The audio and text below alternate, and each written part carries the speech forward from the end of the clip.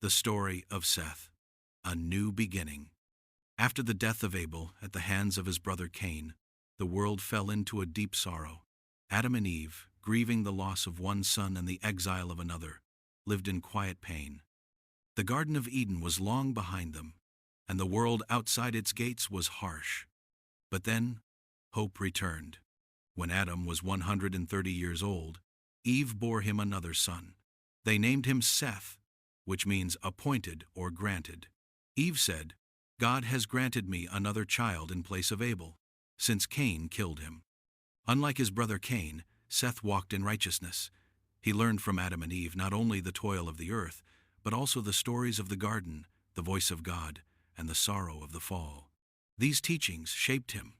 As Seth grew, he began to walk with God, just as his father once had. He rejected the ways of Cain's descendants, who built cities filled with violence and pride. Instead, Seth lived simply and righteously. When Seth became a father, he named his son Enos, and in that generation something remarkable began. At that time, people began to call on the name of the Lord. This marked a turning point.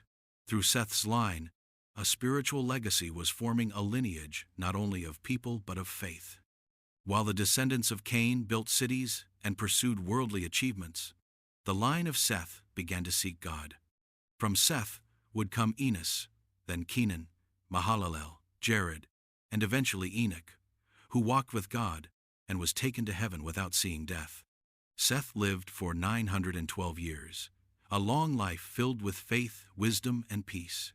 When he died, he left behind a legacy not of power or conquest, but of righteousness. Generations later, this same line would bring forth Noah, the man who would survive the flood and carry the hope of humanity forward. And even farther down the centuries, from Seth's bloodline, would come Abraham, David, and finally Jesus Christ, the Son of God.